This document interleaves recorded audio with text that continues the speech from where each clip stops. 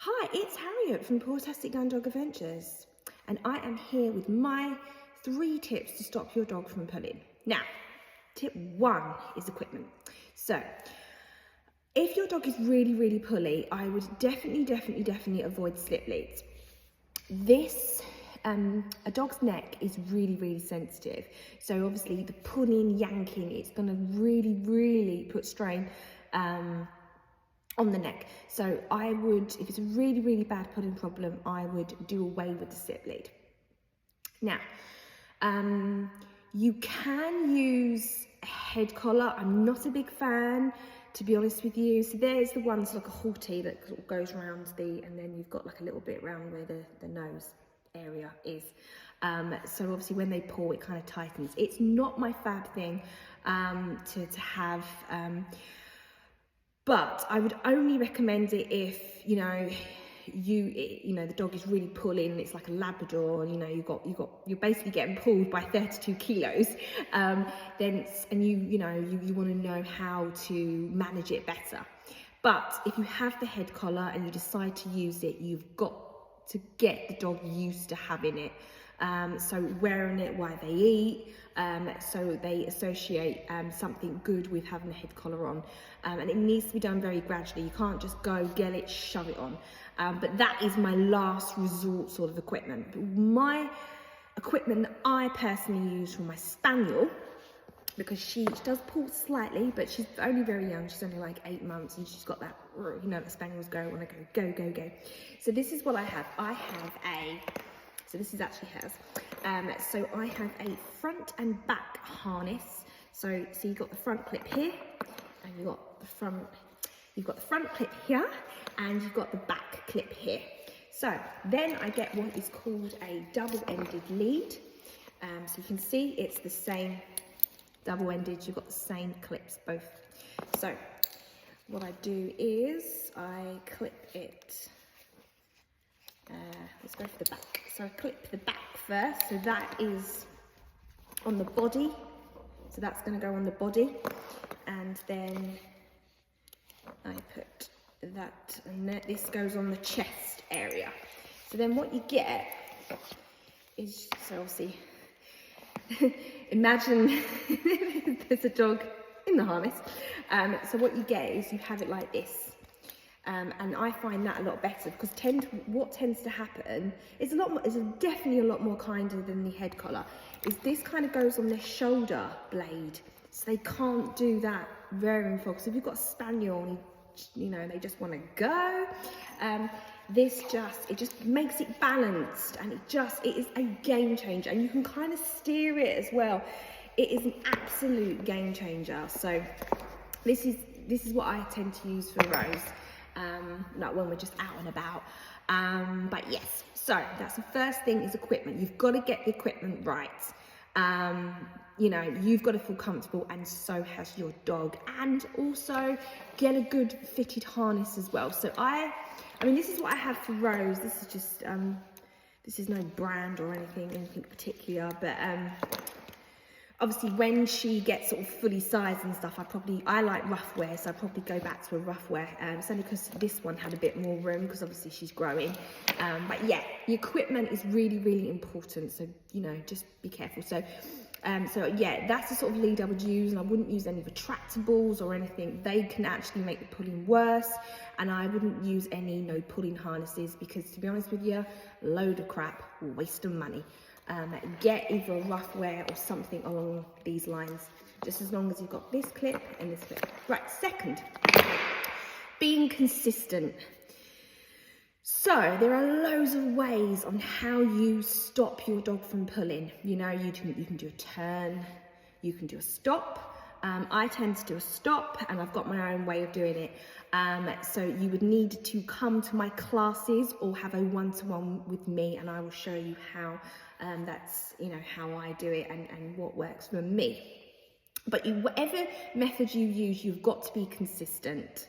And everyone in the house that walks the dog, husband, wife, kids, they've all got to do the same thing, dog walker, and you've got to do this everywhere, even going to the vets, dogs learn, you know, to pull, and it's usually us kind of allowing it to happen. So we've got to be consistent, you know, we've got to stop and we've got to wait for the dog to get back to our side. So yes, that's very, very important. Consistency is a big thing. It's unfortunately not one of these things, if you've got a really bad pulling problem, it is not just going to go away overnight.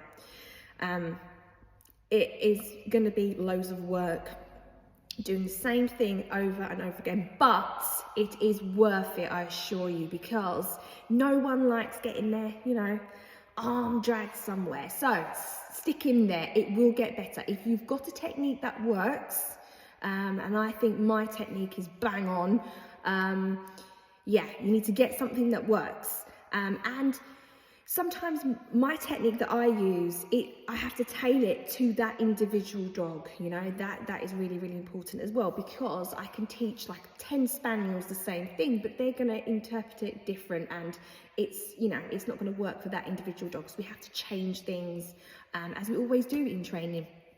So yeah, so number 2, that's consistency. That is very, very important. Third thing,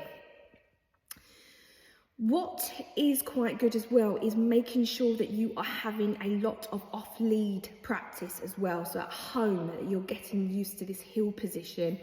You don't necessarily need to say heel or what, you know, whatever. In my classes, we either say close or side. I like side. That's pretty much what I use personally.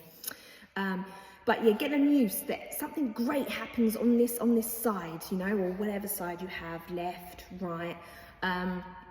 But yeah, that is what you need to teach them. And if you've got puppies, you need to do this early on, so they understand that when they're at the side, good things happen. Because if they're getting treats and you're rewarding down there, they're not going to bother pulling.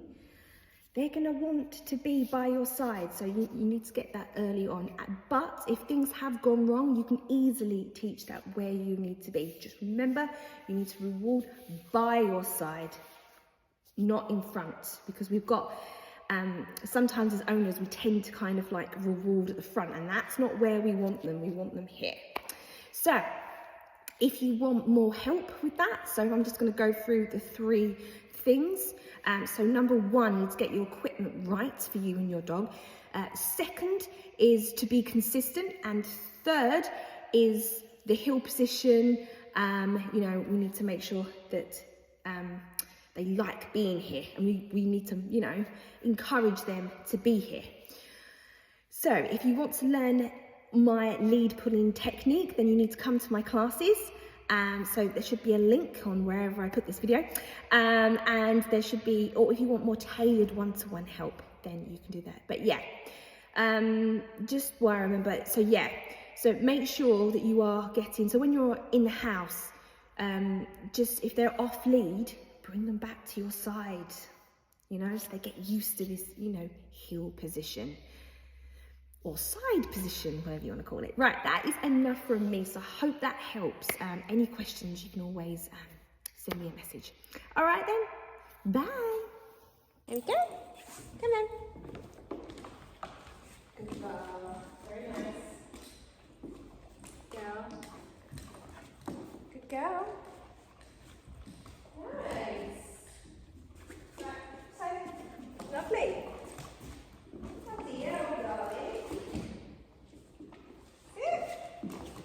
Very nice. Very nice. Good girl. Very nice. Good girl. Good girl. Good girl. Very nice. Come on, little dog.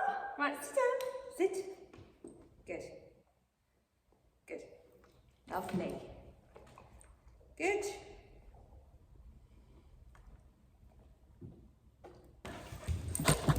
Careful, careful, careful.